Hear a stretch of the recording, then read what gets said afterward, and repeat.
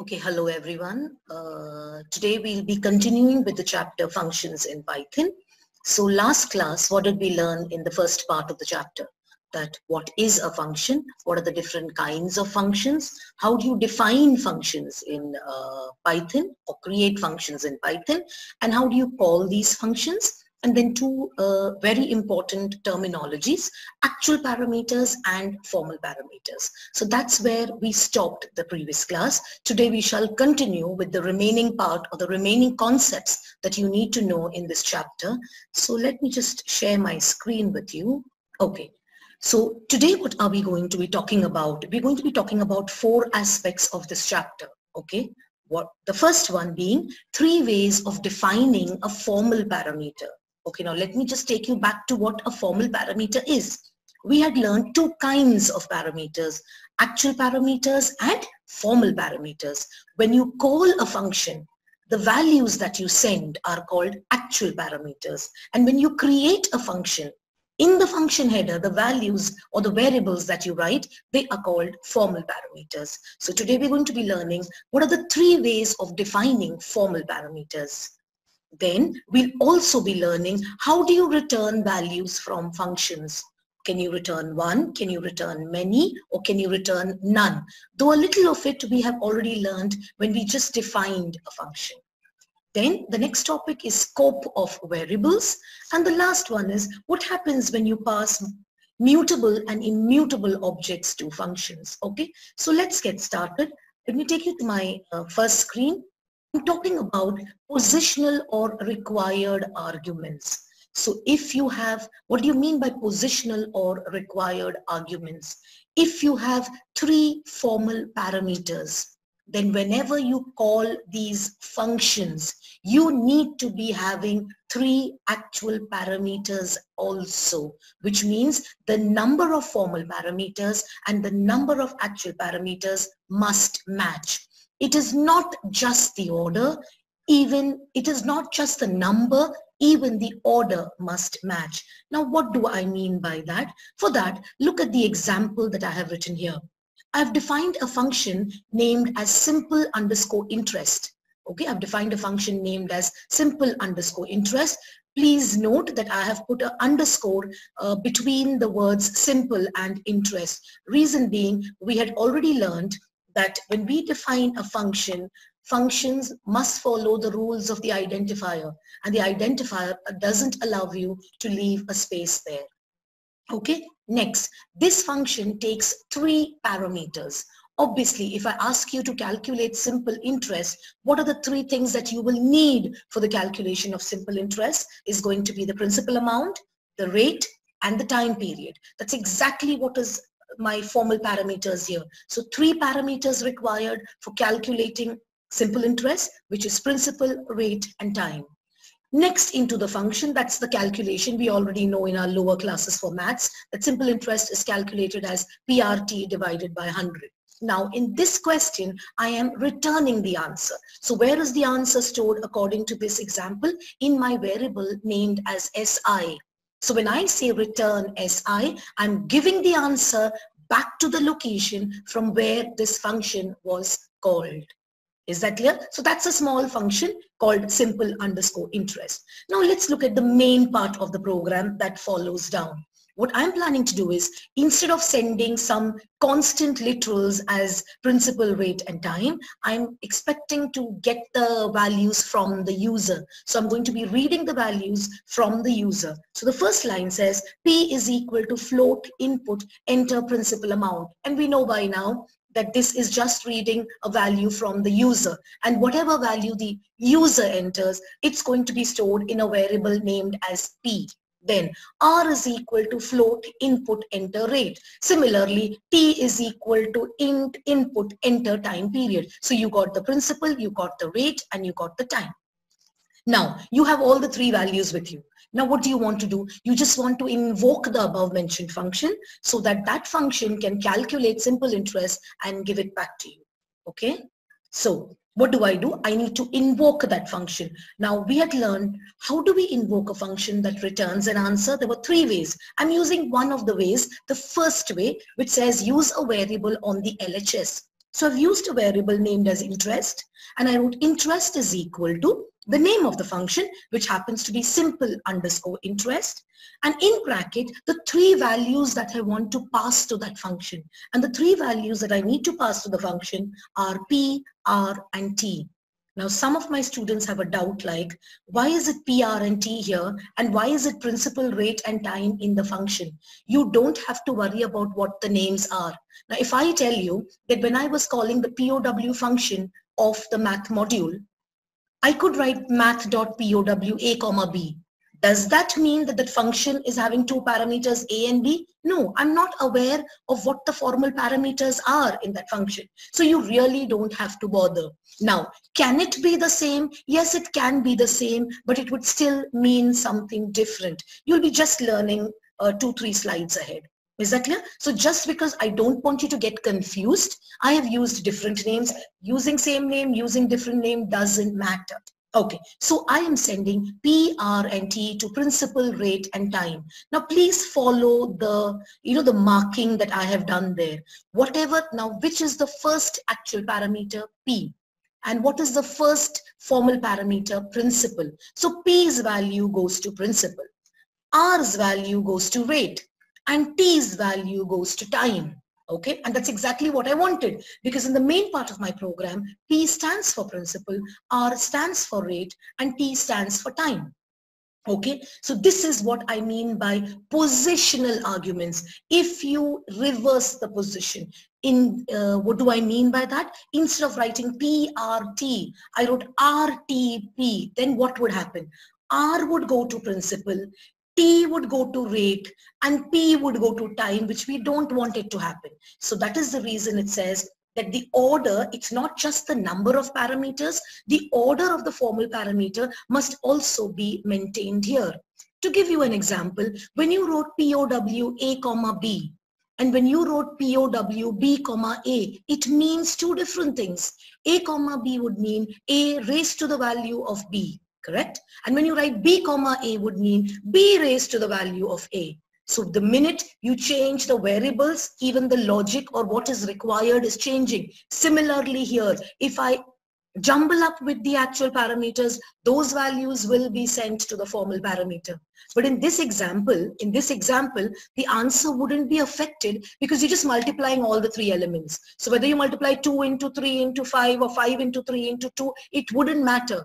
But every function is not going to be just a multiplication. What if you had some other calculations? Okay, what if it was not a simple interest formula and it was a compound interest? Then obviously it would make a difference. Is that clear? So this is what is meant by positional or required arguments. That means if there are three formal parameters, you have to send three actual parameters. Not only three, you need to know that the order also is maintained. Is that clear? Okay, so let me just take you to a slide which I have written. Okay, so with positional arguments, the arguments in the call and the parameters in the definition, they must match, not only in the order, but also in the number. And that is the reason this concept is called positional arguments. That means the way that is arranged, or required arguments. Why required arguments? You can't just send P and R, you will have to send all the three. So that's why the heading is positional or required arguments. Is that clear? So that's one way of writing formal parameters. Okay. Another way of writing formal parameters is by using the default method. Okay, default arguments. Now, what do you mean by default arguments? I've again taken the same example, so it becomes easy for you to understand what I'm talking about. Okay, again, I have a function named as simple underscore interest. It takes three parameters: principal, rate, and time. But just look at the way rate is written and time is written. Rate is 6.5, time is 2. What does this mean?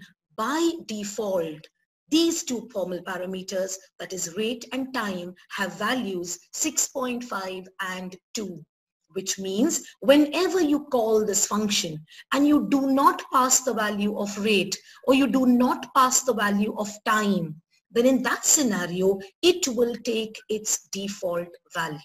Okay, to understand that, let's look at the main part of the program where I'm calling these functions. Okay, the first call statement that I have written here, is this line. Okay, this is my first call. So what's happening here? The value of P is only sent, which means what? The value of P is given to principal, that's your formal parameter. Okay, sorry for the detour that I had to take. Okay, the value for P is given to principal, nothing was given to rate, and nothing was given to time. In this scenario, it's okay. The previous one said the number of actual should match with the number of formal. Here, it's not necessary because P's value will be given to principal, and since you did not send any value to rate and time, it takes its default value 6.5 and 2. So simple interest will be calculated depending upon whatever was P's value into 6.5 into 2 divided by 100. Okay, so we have not sent any value to rate and time, and therefore it gets the default value. Now pay attention to the way I have written the second call. Here P's value is given to principal, R's value is given to rate, and nothing is given to time, and that's also okay. So principal gets the value of P, rate gets the value of R, and since nothing is sent to T continues with its default value, which is 2. So rate has changed. It may not be 6.5. It is depending upon what have you sent through the variable R. So that's the second way of probably calling it. And what if I want to send all the three? In the last example, I have sent P's value, R's value, and T's value. What does that mean? The function is not going to be considering any of the default values. Principal gets the value of P, rate gets the value from R, and time gets the value from T. It does the calculation, and in all the three cases, the answer is given back to my left-hand side variable, which is called interest. Is that clear?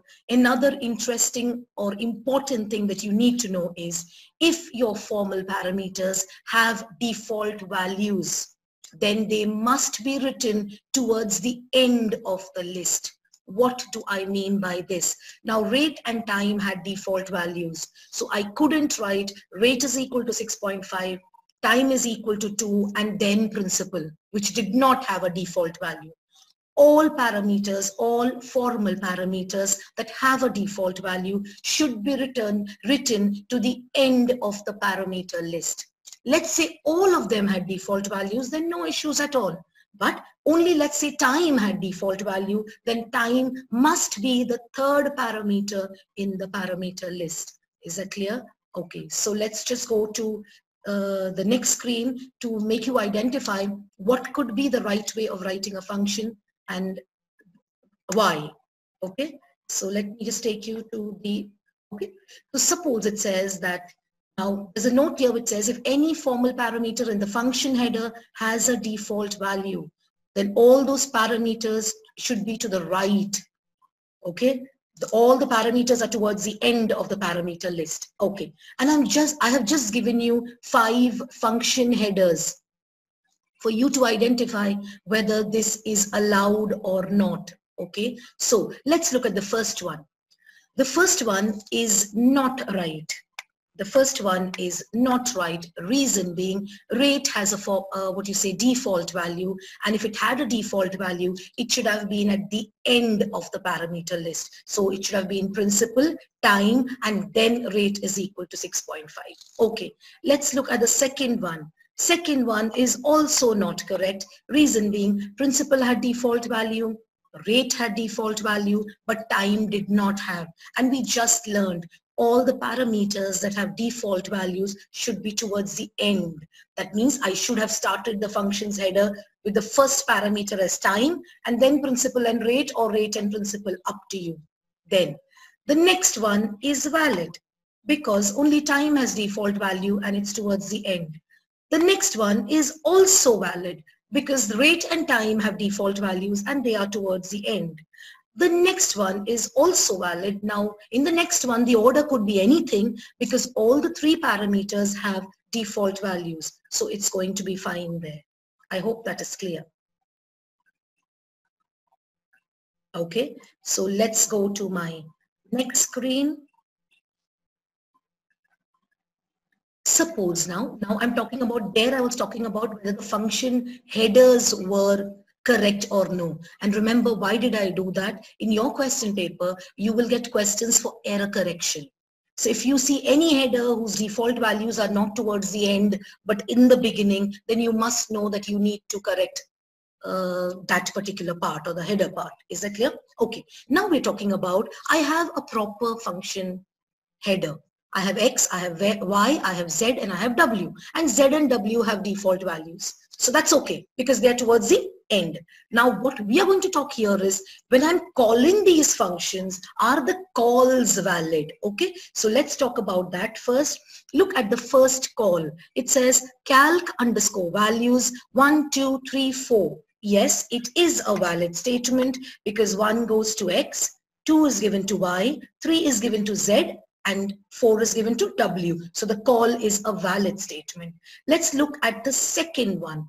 It says calc underscore values 20, 30. 20, 30 means value 20 will be given to X, value 30 will be given to Y, and since you're sending nothing to Z and W, it's going to be taking its default values, which are 10 and 3. So this is also a valid statement. Okay, coming to the third call. I just said calc values without sending anything. Now without sending anything, Z and W do have their default values, but we do not have default values with X and Y. So this is not a valid call statement. Okay, so this will flash an error for me because X and Y do not get any values. Then how is the function supposed to be doing a calculation? Coming to the fourth one, I'm sending one value. So one value reaches X, but what about Y, which doesn't have a default value? So this is invalid. Okay. Coming to the fifth one, I send 3 values. So 50 goes to X, no problem. 60 goes to Y, fine. 70 goes to Z, fine. And you did not send anything to W, but W has a default value. So this call is okay. Now coming to the last call that I have made there, variables, number of formal parameters are 4. But if you look here at the values that I'm sending, I am sending one more. So this will also fetch an error. Okay, so I hope this is again required for error corrections. The previous slide was required to check if the header is correct. Here we are checking if the call to the function is correct. I hope things are clear with you. Okay. Now let's go to the third way of representing formal parameters, and it's called the keyword or named argument. Okay, again I have written the same example once again. I have a function named as simple underscore interest, and it has 3 parameters: principal, rate, and time. The writing of the function did not change. Here the change is in the way you call the function. So look at the last line that I write. Okay, previously we had to maintain the order. That means first parameter always, first actual value always went to the first formal parameter, second actual value went to the second formal parameter, and so on. But in this scenario, what we are trying to show you here is that the order need not be the same if you know the name of the formal parameter. You have to know the names of the formal parameter. Here the formal parameter names are principal, rate, and time. Now see the way the function was called. Time is equal to t. So what does this mean? The value of t is passed on to the formal parameter named time. Principal is equal to p, which means the value of p is passed on to the formal parameter called principal. And rate is equal to r, which means the value r is passed on to the formal parameter named rate. So here the order doesn't matter because you're referring to each of the formal parameters by its name. Okay, so when you refer to the formal parameters by its name and then you send in values, the order need not be maintained. But remember, in this case, you will have to know the names of the formal parameters. Otherwise, like I show you in my next slide, it's going to be fetching an error. In the next slide, look at the last line that I have written there. I wrote ti is equal to t. Now this will fetch me an error is because the formal parameter in the function definitions header was written as time, and I wrote ti is equal to t, so it's not going to work. Okay, so now the note says using keyword arguments lifts the restriction on arguments order. That means order need not be maintained. Okay, you are specifically sending a value to a particular formal parameter, so you can skip the order and use. But here in this scenario, remember, in the third case, you need to be knowing the names of the formal parameters. The first one and the second one, that's positional arguments, and the second one, which was default value, you didn't have to know what the formal parameters are called. But here you would have to know what the formal parameters are called. If you remember your class 11 portion, the print function, you must have learned that you can specify what you want to print. Like for example, if I write print a comma b, by default what happens, it shows the value of a, leaves a space and shows the value of b, correct? Okay, why? Because the print function had a parameter called separator, SEP, and by default is a space, and that is the reason there is a space between a and b. It also had a parameter called end, which was by default /n. And that is the reason after every printing, the next print will take place on the new line. Now, if you must have learned it in class 11, that I can manipulate the sep and the end parameters. I could write print a comma b, sep is equal to comma. So what happens is the separator, instead of separating a and b's values by a space, separates it by a comma.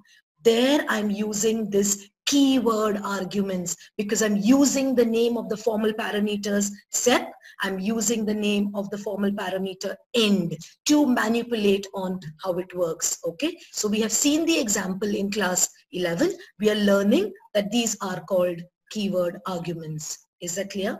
Okay, then let's go to something more interesting and something really important from exam point of view, that we had learned that your functions can return a value, may or may not. If you remember the first definition, it says it may or may not return a value. A function that does not return a value is basically called a void function. V-O-I-D. So a function that does not return a value is called a void function. But in Python, whether the function returns a value or no, implicitly in the background, it returns a value called none. You have heard the keyword none in class 11. Okay, so whether you actually return an answer or no, okay, the function implicitly or in the background or automatically actually returns a value called none. Now look at this example here for sum.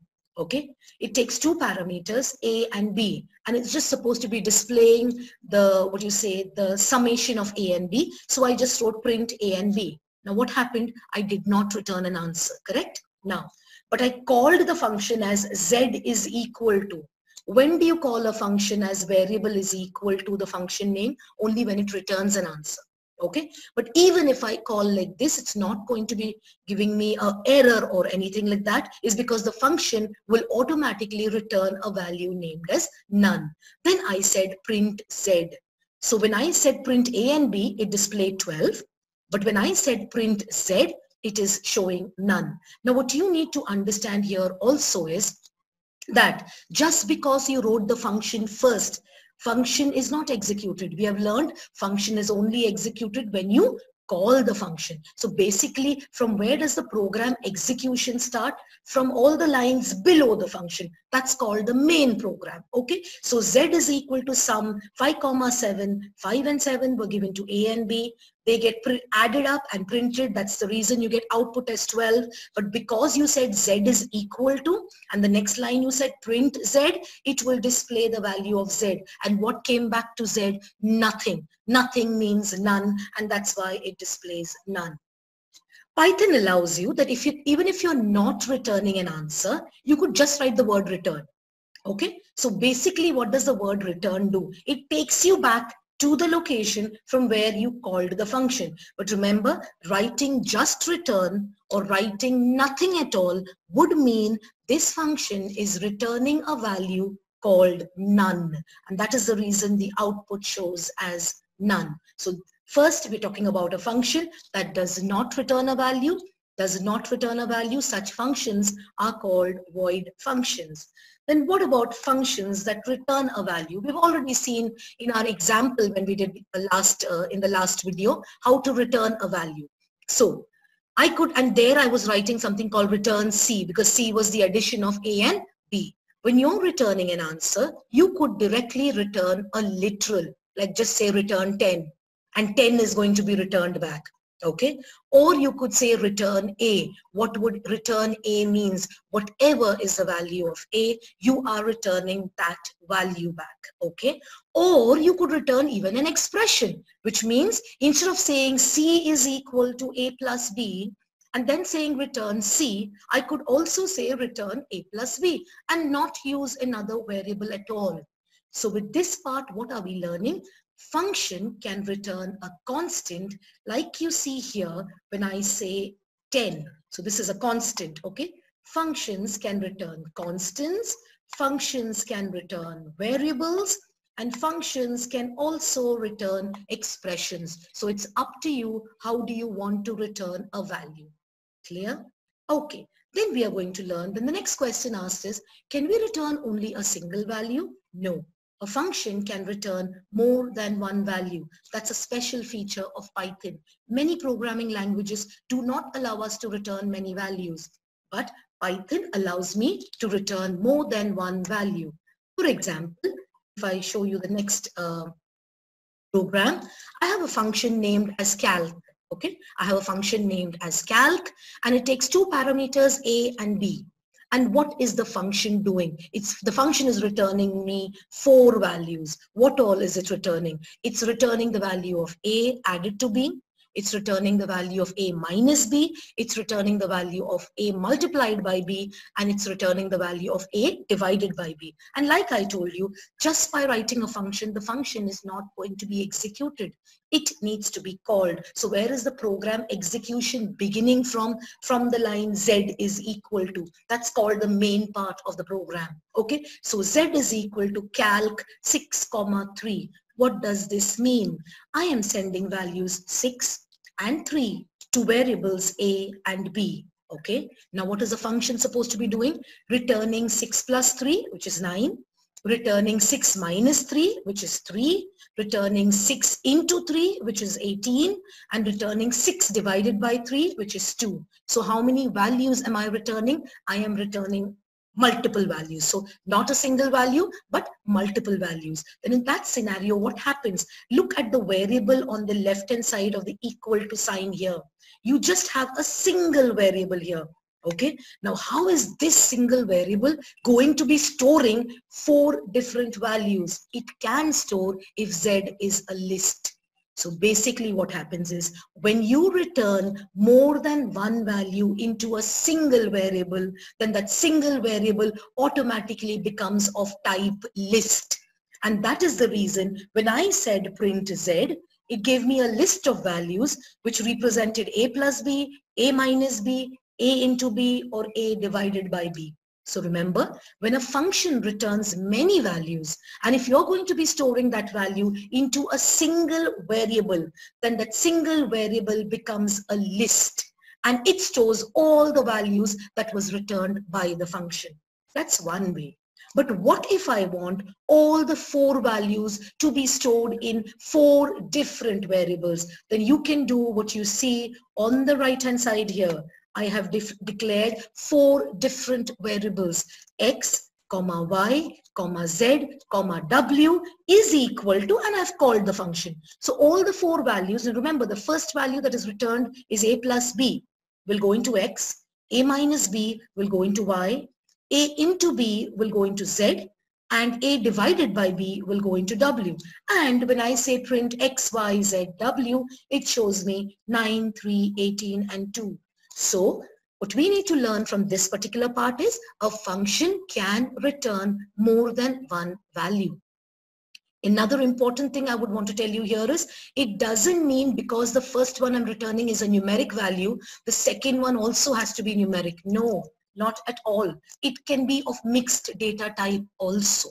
Okay, so if a function is returning multiple values, and if you're going to store those values into a single variable, then that variable automatically becomes of type list, because only a list can store multiple values. Now you might ask, why not a tuple? But then you remember we said tuple is not mutable and things like that. So if it had a value, what would it take? Similarly, what happens, suppose you want to store the values not into a single list, I wanted to store it into 4 different variables, then I can specify the name of all the 4 different variables like you see on the screen. Remember, but if I had written x, comma, y, comma, z is equal to calc 6, 3, then in that scenario, it would give me an error message, is because the function is returning multiple values, but you're storing it on, that means 4 values, but you have only 3 variables to store the values. Then what about the 4th one? Is it clear? Next, we go to scope of variables. Now, what do you mean by the word scope? Scope is the area where a variable is accessible. Okay, so scope is nothing but the area or the location where a variable is accessible. And in the scope of the variables, we will have to learn 2 kinds of variables, global variables and local variables. We'll go at with each of them separately. First, I will speak about global, then I will tell you what I mean by local variables. Okay, now directly come to the example part of it. Okay, can you see a line which says x is equal to 5? Okay, now if you look at this line very carefully, this line does not belong to a function. It's not written within the function's body. Okay, this means it is a part of the main program. Though it was written before the function, it is still a part of the main program. Okay, then, and I told you when we start executing the program, it only does the lines first of the main program. Only when the function is called, will it go to that function. So the first line that was executed was this. Okay, so what does it mean? I am creating a variable named as x with value 5. Remember, I don't go into the function at all. And the second line that is going to be executed by my program is this. I'm creating another variable called y is equal to 3. I purposely put them at 2 different locations to tell you both are not a part of the function because they are not indented in the function. So these are called variables that are created at the top level of your script or your module. Okay, so these are basically global variables. Okay, then if you look at the next line is a call to a function named as func1. So what happens here? When you call a function, your control reaches this function. Please excuse the the drawing. Okay, so when you call the function, it reaches that function, and when I reach the function, it said print x and y. Now, because x and y are global variables, all functions after its declaration or after its use or after creating it in memory can use it. So though function 1 did not have variables of its own, it can still print x and y. And even obviously main program can print because x and y was a part of the main program. So these are called global variables, a variable that you create at the top level of the script. Top level of the script only means not within a function's body. Okay, so a variable, it doesn't mean top of the function like x is equal to 5. Top level of the script means parts that are not a part of any function's definition. Okay, so I have variable X and I have variable Y, both created as global variables. Now, where can these variables be accessed? They can be, after they are created, they can be accessed by any function in your program. Now, let me make one thing clear. Suppose I had written X is equal to 5, and instead of saying Y is equal to 3, I had actually called the function func1. Then print X comma Y, the Y would give me an error because Y was not created. Okay, so if you don't create the variable, you can't say it's a global variable and you can't use it. Once the variables are created in memory, these variables will continue to remain in memory as long as you're executing the program. And these variables can be accessed by all the parts of your program. Is that clear? Now, these are called as global variables. So variables X and Y in this example are called as global variables. Then there is something called local variables. Now, what's a local variable? When you create a variable in a function, then that variable becomes a global variable. In this scenario, okay, let's assume the program execution, okay, and I told you, just because you wrote a function first, program is not going to be executing the function, it will directly come. So this is the first line that it's going to execute. And what is the first line saying? It's calling a function named as fun1. Fine. So I call a function named as fun1. When I enter into the function, I see a variable created which says X is equal to 5, which means I am creating a variable in the function's body, not outside. So because it's created within the function's capacity, this X is a local variable. And this X can be used only by func1.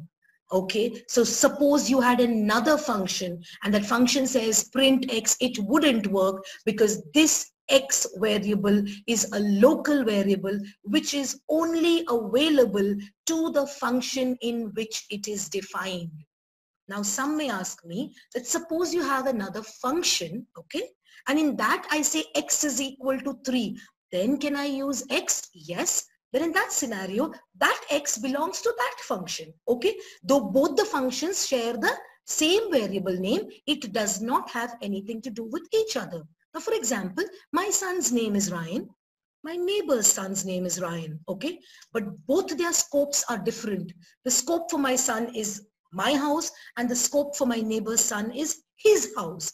So both have the same name, but their scopes are different. They can only function within the scope. So here X is equal to 5 is available only in the function func1, and the other X that you plan to create somewhere else will be only available in that particular function. Is that clear? So very, very important, again, question in terms of board examination. Difference between global variables and local variables. So the first point of global variable, a global variable is defined at the top level of a script or a module. Okay, you have to define the global variable at the top level of a script or a module. That means outside all function definitions. A local variable is defined within a function. Okay, a global variable can be used by all the functions, by all the parts of the program after its creation. A local variable can be used only in the function in which it is created. And that is the reason the last line when I said print X, it gives me, I said it's an invalid statement because main does not have an X of its own and it can't use the X of the function func1. Third is, so whatever, where it can be accessed is called the scope. The third term is lifetime. How long are these variables going to remain in memory? Global variables are going to remain in memory as long as the program is being executed. Okay, so whether I'm calling one function, another function, these global variables, because they're available to all functions, they need to be in memory. Whereas local variables, once you finish the function, their work is over. They are not going to be in memory. So their lifetime is as long as the function in which it is defined is being executed. Is that clear? So I hope the difference between local and global variables is clear to you, and it's quite an important question. Then the other question that comes up in my students' mind is, ma'am, what if we have a local and a global variable with the same name?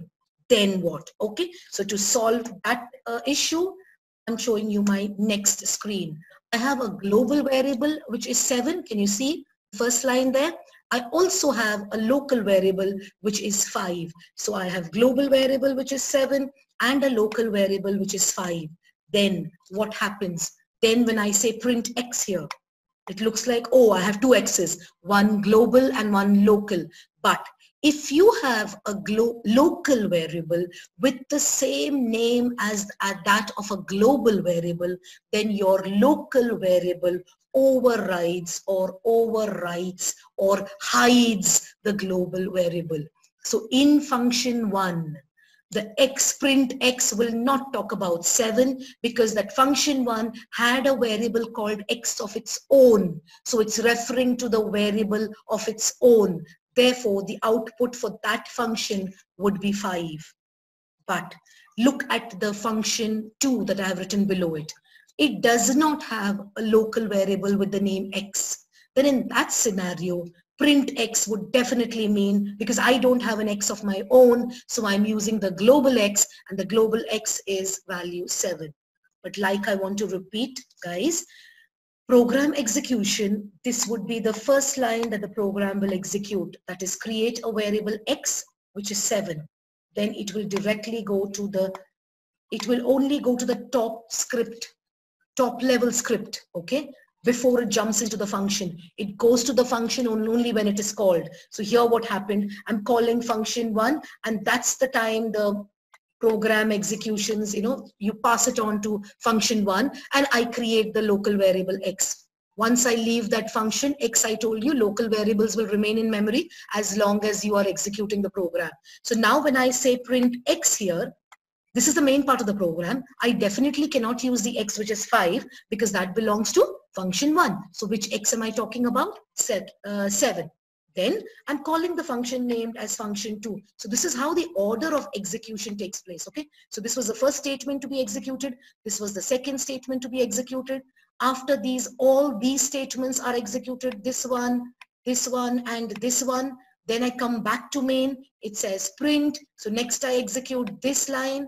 After printing, I'm again calling the function, another function, so I execute this line of the function, and later on I come back and I end the program. Is that clear? So if you have a global variable and a local variable with the same name, then how do you know that which variable will be used? So remember, the local variable will always hide the global variable. Is that clear? Now, the next question is, I don't have a local variable, okay? But I want to change the value of the global variable in the function. So the minute I go to do that, it will be treated as a local variable. Then what do I do? So then we learn something different, as shown on this screen. I have a global variable named as 7. Now when I jump into the function, not directly, okay, only when it is called from the main program, okay.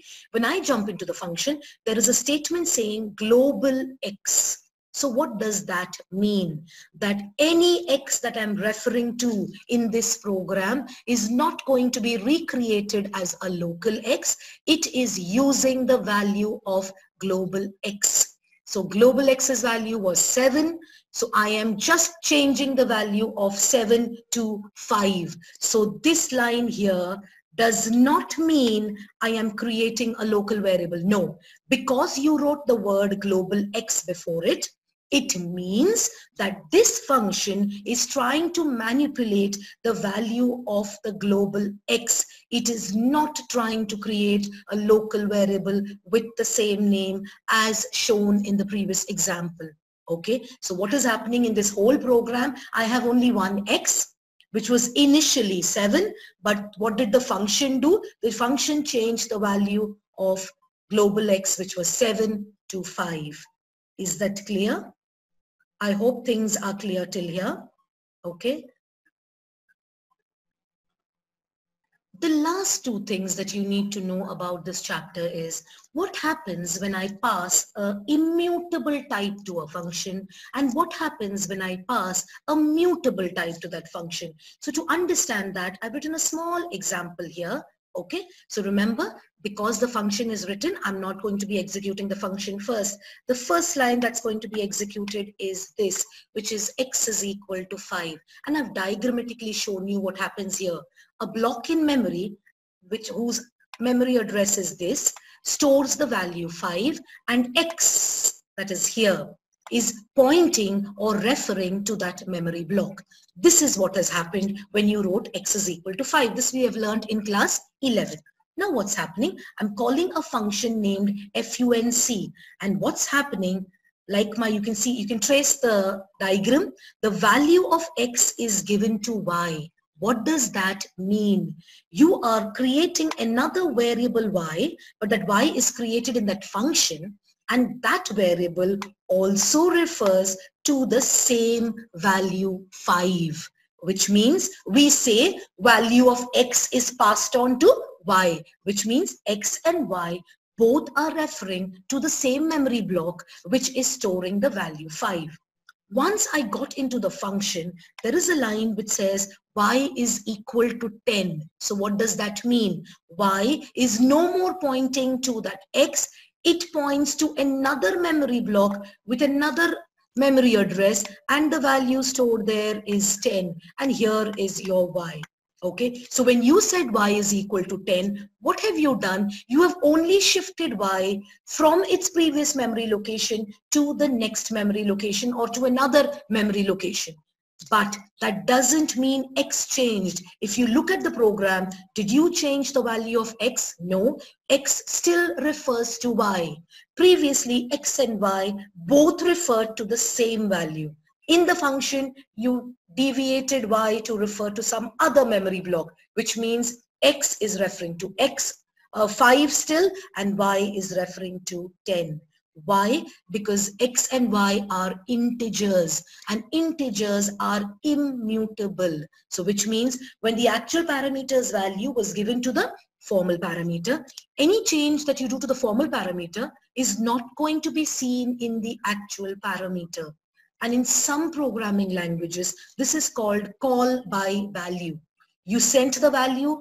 If the formal parameter changes, it doesn't affect the actual one. And in our scenario, why doesn't it affect the actual one? Because the minute you say y is equal to 10, x is not erased and made 10 like other programming languages. What happens is y is shifted to another memory block, which holds the value 10. Clear? Okay, then what happens, then the last thing, this was about immutable data types. Then what happens if you pass mutable data types? The mutable data types that you have learned are list and dictionary. So I've just shown you in the next example. What if you were passing a mutable data type? Okay, so let's come to the main part of my program. And like I said, program execution is going to start from here. So I have a list called fruits, and the elements it stores is mango, banana, pear, and grapes. And I've diagrammatically shown it to you here.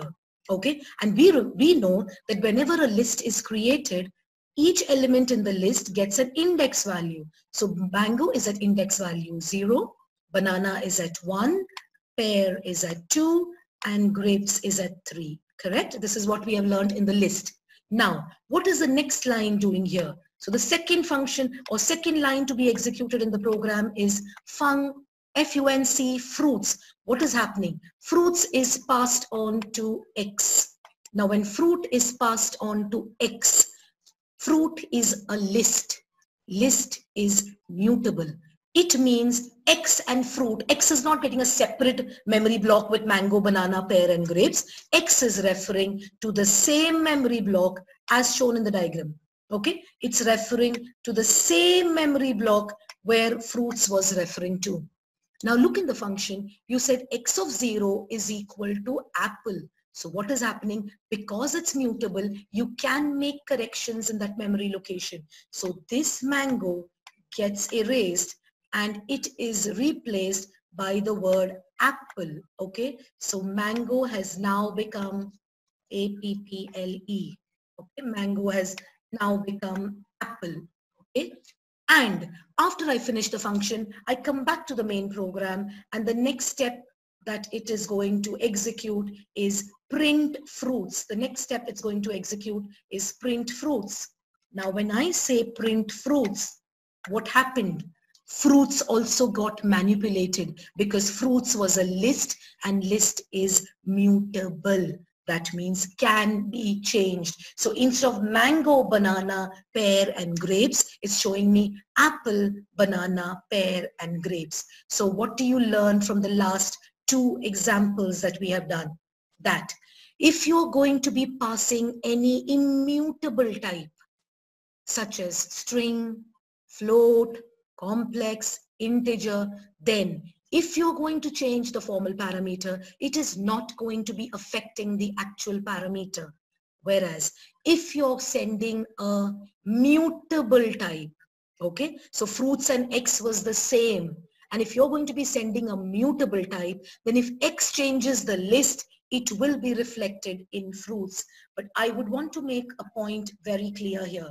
Suppose in this part of the function, you had written, after the function is called, you had written X is equal to, and another list of elements, 1, 2, 3, 4. Suppose I wrote this. Now this doesn't mean fruits has changed. This means X is not referring to that list at all. It is just going to another list. So now because X is made 1, 2, 3, 4, X, which was currently pointing to fruits, is taken away from there and now it's pointing to 1, 2, 3, 4. So in this scenario, change in X is not going to be seen in fruits. But this statement that you see here, is basically manipulating X of 0, which was mango. Mango being manipulated and changed to apple, and that is the reason even the list named as fruits sees that. Is that clear? So with today's class, we have learned all the concepts that you need to know in this chapter called Functions in Python, Computer Science portion for Class 12 CBSE. In the third part of this video, I would be dealing with how to write programs and how to work out output questions based on this chapter. They're just some sample programs, but they are programs that you have probably learned in class 11, but now we are doing it using functions. Is that clear? I hope things are clear to you.